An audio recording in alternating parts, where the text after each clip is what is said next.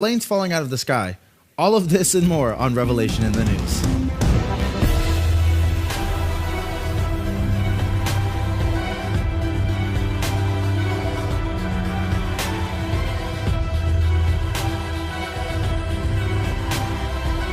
Hello and welcome to Revelation in the News. I'm your host, Ricky Bakker. Today we have a very intense topic that is touching the ears of everyone here in America. And right before the show, John, you actually had an interview with a man named Darren Parker. I did. And Darren Parker has 20 years of training law enforcement, SWAT officers, and security personnel. He's received numerous awards and commendations, including the J. Edgar Hoover Memorial Gold Medal. And whenever we need a true security expert, this is the man we call. So let's take a look at what he said today. The president's comments have come under fire, fury, and power, and have come under scrutiny. Should he have taken a softer approach, Darren?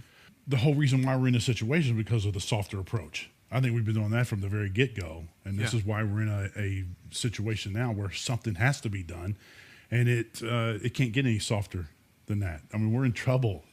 Well, let me read you one of these comments. Scott Snyder said, Trump is running the risk of entrapping himself in his own rhetoric. This has not happened overnight. This has been going on for decades. There hasn't been any rhetoric until now. And the reason why we have to have rhetoric now, and I'm not saying rhetoric because I believe Trump will do it. I believe what he says he will do. So the problem has been, though, in the past, it has been just rhetoric.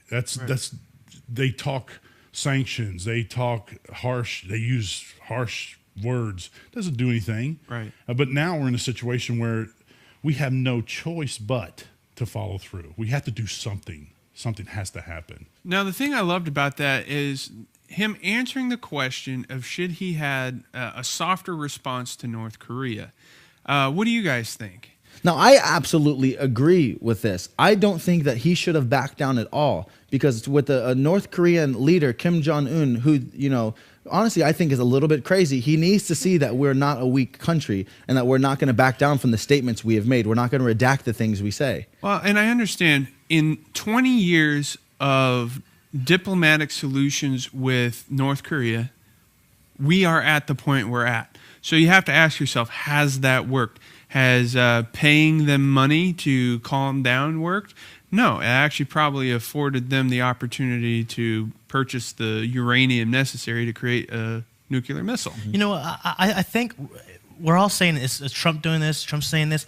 Truthfully, at this point, with what all North Korea has said, I think any president would, at this point, be like, okay, it's over. It's time to go. So I really don't know why we're targeting Trump, because I think almost anyone would do this. I think we also have to realize that he's surrounded by military generals that are advising him. So anything that he says is going to be backed up by the advice that he's getting from people that are well-versed in war. And I honestly don't believe that President Trump would go out there and say to pretty much the entire world, if you mess with us, we're going to have to take action, if he didn't know that we were capable of taking that action. Yeah. He's not going to say we have the best nuclear arsenal, we have the best military, if he's not willing to back those statements up or if they're not proven by our military generals. And in the end, I think he's also trying to make us feel safe. Say, hey, you know what? We got your back. And one thing I honestly don't understand right now is the fact that people are becoming angry that President Trump is making these statements to North Korea. It's like they want us to look like a weak nation. At this point, we can't afford to be weak because North Korea will drop those nukes if afforded the opportunity. And another crazy thing is that North Korea is actually threatening Guam. Of all places that they feel like, it honestly feels like they're trying to pick on the little guy. Yeah. Guam is the only specific target that North Korea designated to strike. They've always said, hey, we're going to strike America, we're going to strike somewhere at some time, but they specifically pointed out that they're going to strike Guam and that they have a plan, and they've even put out a plan saying in the near future, probably mid-August. Now, do you think they're striking a place like Guam because they can't really defend themselves, or because they really don't have a missile that can reach America and it can only reach a certain area? Honestly, with what's going on, North Korea is going to challenge anyone who supports the United States. So in this case, Guam is an ally, South Korea is an ally, Japan's an ally. There's so many places closer to North Korea that could also become a target if they take a stand. So I guess my question is, Yeah. why Guam? I know. Well, Guam's such a tiny place, so that's everybody's question at this point. Guam is a U.S. incorporate territory of about 160,000 people. The citizens of Guam are U.S. citizens. Guam has a large military base equipped with B-1 and B-2 bombers and thousands of military personnel. So I guess we can kind of see why they're actually, attacking them. They have a huge military base. There's a lot of U.S. military personnel, and they could even use it as kind of like target practice. Now, John, you asked Darren a question, and the question was, why hasn't diplomacy worked? Let's check out his response. Almost ever since I've been alive, diplomacy has not worked. Now, why is that? You have to have enforcement behind it. We have no enforcement. Look, back in after World War II, the Japanese controlled Korea. And after World War II, it split. Russia was on the north and we were on the south. And then once Japan left, then North Korea attempted to, they invaded South Korea, and that's brought on the Korean War. And then it absolutely separated that country into the two, North and the South. Ever since then, there has been some form or fashion of some kind of sanctions, warnings, something. Yeah. And it's happened throughout from that period to now.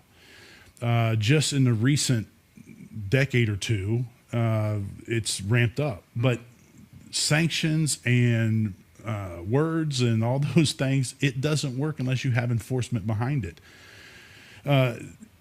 It's amazing to me how we're going to do sanctions, we're going to up sanctions, we're going to increase sanctions. That really does nothing to the dictator of that country. It affects the people in that country. He has total control of all the people in that country. So in this case, let me ask you, Kim Jong-un does not care about his people. Absolutely not. He controls their movements inside of that country. Man. Do you think that Kim will follow through on his threats? Well, you'd have to think he would. I mean, he snubbed his nose at everything that's come down the pipe. I mean, he doesn't care. It doesn't matter to him. There has been times when they have given in or have the appearance of giving in to sanctions. Sanctions do nothing but twist the arm. And we try to force them to go, okay, I'll play right. Right. Again, it's not affecting him, it's affecting his people. When they do sanctions and they don't allow coal exports or whatever their resources are that they get money from, it doesn't affect the top echelon of that country. It affects all the people. You think he's going to starve to death? No. His people will starve because he didn't care. So it doesn't matter. So sanctions not going to do anything. And it's just an attempt to twist the arm to make it painful enough for them to adhere. Now, there's been times that he has said, okay, we'll stop doing this if you help us and give us. And we have done that. Right. We have done it. They stopped. Okay, we'll stop doing this. Okay, great. Here's $50 billion. Right. It's crazy. We'll stop if you pay us to stop. Yeah, and we do that. Right. Wow, that's crazy. Now, we do have a president that has written a book, and it's called The Art of the Deal. And I honestly think if there is any other way except, the bombings that have to happen, that he will negotiate it. But North Korea, are they willing to negotiate with us? No, they've clearly said in a Wall Street Journal, North Korea, under no circumstances, will negotiate over nuclear weapons. So here's the thing. North Korea, their claim to power is being able to strike anyone anywhere. So if they give up nuclear power, then that belittles them in the world. So they want to be up there with Russia. They want to be up there with the big boys. So being able to nuke anyone anywhere is their now, if you have a country that says under no circumstance we will negotiate with you any type of peace, what do you do? Well, I mean, at this point, you're going to have to get ready for an attack. Actually, yesterday on Fox, Trump went and said that he thinks the number one threat to the world is nuclear war. And in his world, he would like to get rid of all nuclear weapons. Yeah. But you were told yesterday, too. And so Trump knows what the issue is going on, and Trump knows what's in store, and he wants to get ready. And so he is. Mm-hmm. Now, everyone thinks that he's like some war-thirsty monster right now because of the comments he's made. But honestly, he is a human just like us. He doesn't want to see people perish. He has a heart. He doesn't want to see the American people. And when he laid his hand on the Bible and gave the oath to protect this country, that's exactly what he's doing. So when he's making these statements, it's not because he's trying to puff his chest out and say, I'm the bigger man, but he's saying, don't mess with us because we will retaliate. You know, I honestly think there's something in your mind that changes when you become a parent. Now that I have a child, if a rabid dog was, you know, going after a child of mine, I would do anything I can to protect that child. And I feel like, you know, here we have a person who is clearly insane. He paints himself as a god to his people. Like, people don't think the man has to eat or sleep or do any of the normal stuff that normal or slowly people have to do. And so when you're dealing with an insane person, you can't talk to them the way you would a normal person. You have to stiffen your stance. And honestly, like Rex Tillerson said, is these stiff sanctions that we've been doing, honestly, over the last 20 years, what has it amounted to? Well, it's gotten us to where we are today. Now, do you think North Korea will follow through with its threats? Let's see what Darren Parker has to say about that. Now, in all of his threats, he's not specific. He doesn't ever specify a known target. It's just, hey, we're going to hit you. But this is the first time he's directly said, we have a plan to target Guam. And he even went to the point of saying by mid-August that they're going to make a launch on them. Yeah, I don't understand. I don't understand the thinking. I don't think you can.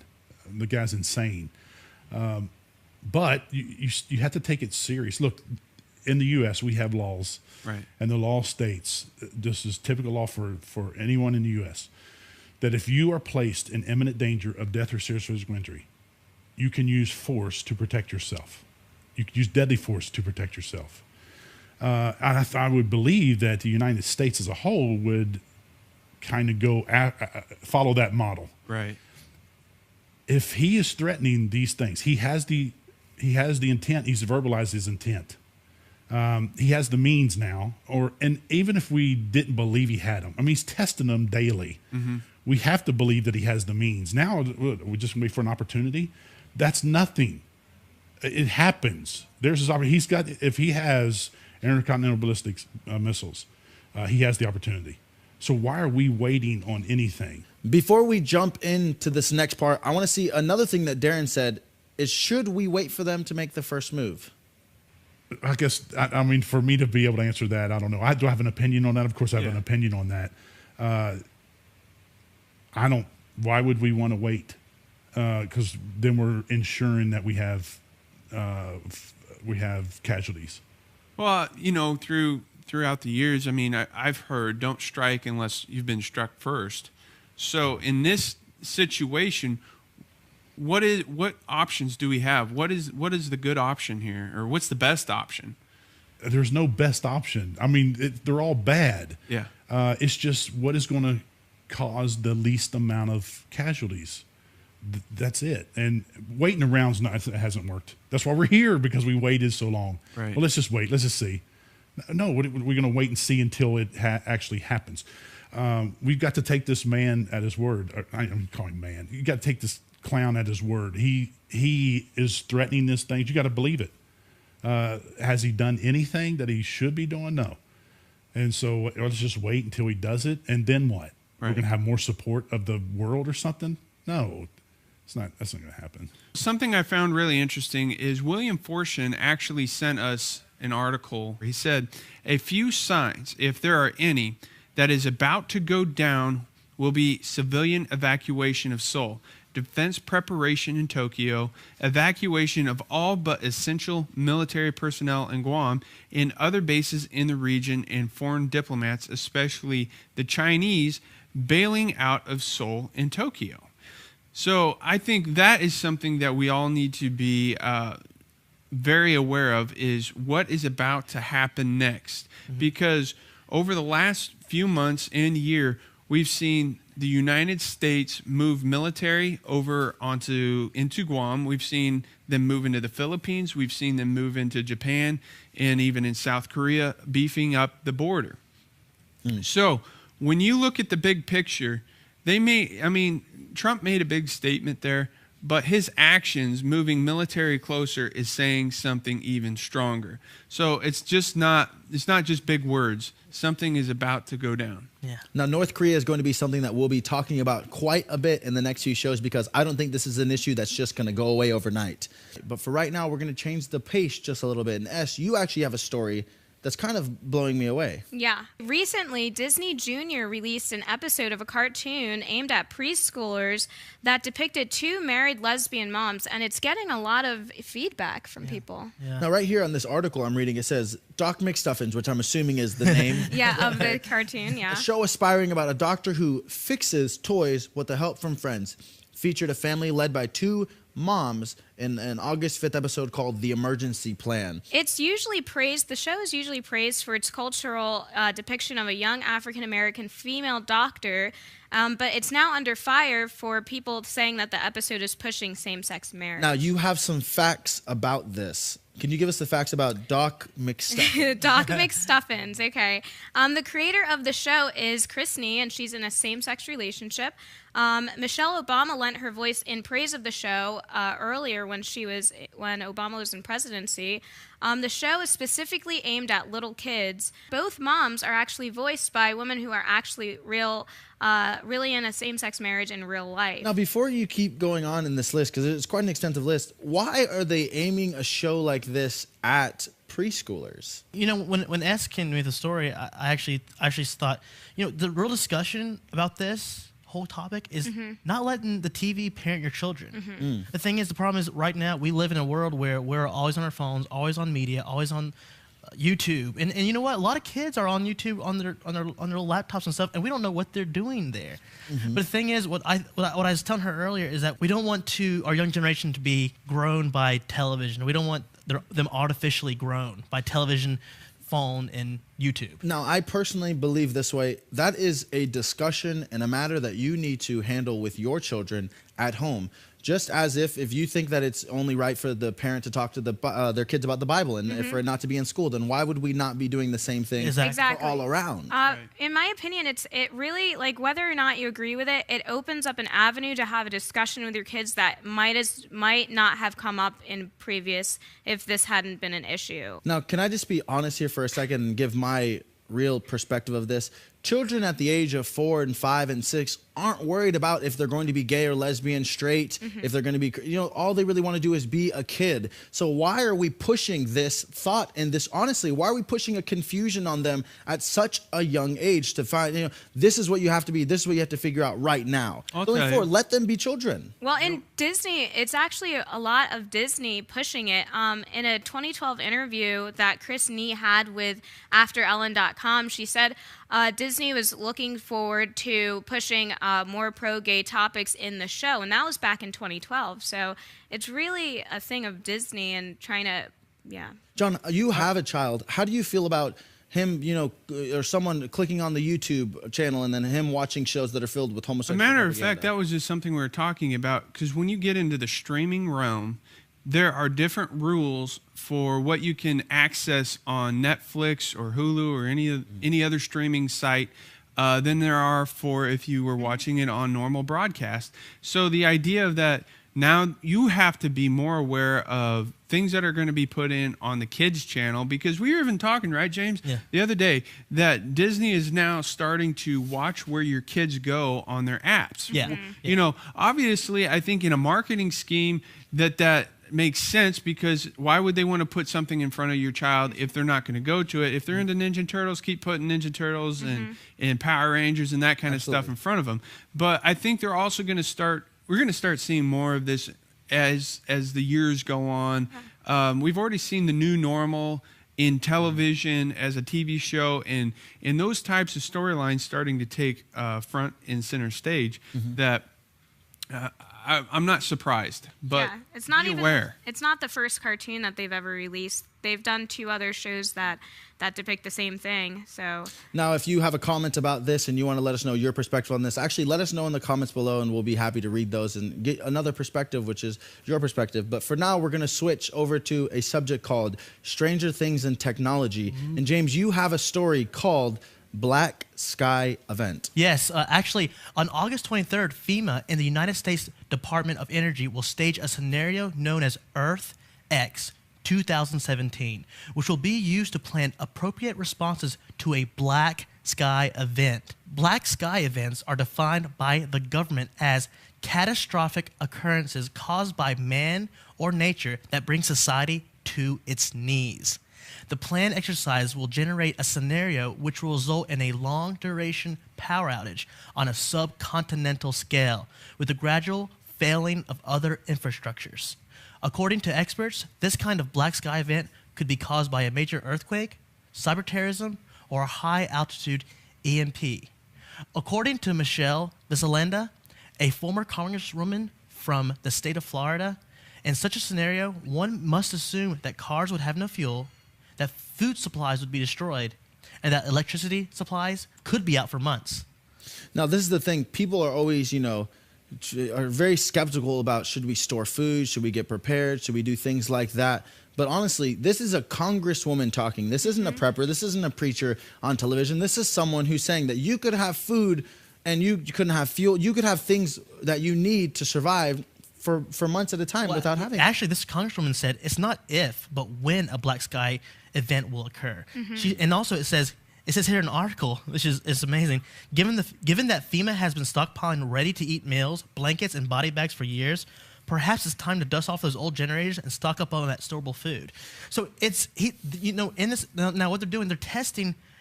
The reason this is kind of freaky and scary is that because they're testing, when they get to this point, when they get to a point of testing events like this, it means that it's close. I mean, FEMA, NOAA, Department of Energy, all our military are all part of this exercise program, meaning it's closer than we thought. James, what does this mean for planes in the sky? Okay, well, actually, there's an article that I can actually attach to that.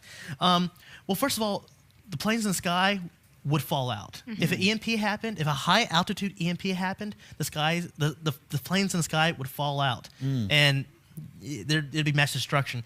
But actually, and this kind of connects to another story, which I think directly connects.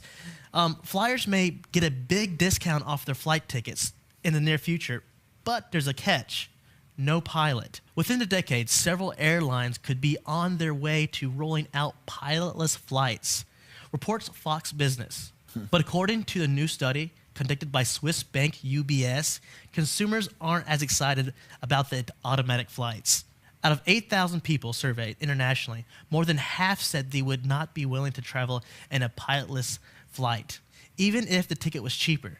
In the entire group, only 17% say they would fly an unmanned flight. So my question to you is, would you fly in an unmanned flight, John? I would. I would definitely would. Would you? Yes, I would. would I would love not. to. You know, I've been waiting for this moment since 1985, which was the year I was born, and that was also the year that Back to the Future came out. I'll see. Oh my gosh. When we got to the year 2000 and we did not have flying cars, I was greatly upset. So my only question is, we've seen events where, pilots have to manually land Land the plane, exactly. So let's just say in a terrible event that there was no pilot and they had to manually land the plane. Who would manually land the plane, or would it just drop out of the sky? Let's just hope the AI is smart enough to do that. You're like risking your life for a 50% discount on a ticket, like a couple $100. Are you willing to risk your life What? for a few $100 Like discount? what? What? I want to be living Back to the Future. That's how you know you have children. gosh. And you're reminiscing of But 1985. here's the thing is, our story previously before that was a black sky event, which that's the only part that's scary is that, maybe having the backup pilot would be nice. But I'm a traveler also. I love traveling. So the idea of a discounted ticket sounds very enticing, my though, gosh. still. Well, there could be some truth to Hitchhiker's Guide to the Galaxy, where your computer onboard AI robot is going to tell you, your statistics of survival, and maybe he had a backup plan knowing that day may come. Who knows? Hope these computers are smart, though. You know what? We don't know that day will come, and we don't know the day that the Lord will come back either, and that's a day we are all waiting for. This is the end of the revelation in the news, but before we go, we just want to let you know, if you haven't taken the step of asking Jesus Christ to be your personal Lord and Savior, today is the perfect day for you to do that. Get in a good Bible-believing church who talks about what's relevant in the news, who talks about issues like North Korea happening, because these are things that the church needs to be involved in. If your pastor isn't talking about these types of things, just kindly ask him, what are your perspectives on the things happening right now? Because the church needs to remain involved. And until next time, I'm Ricky, and this is Revelation in the News.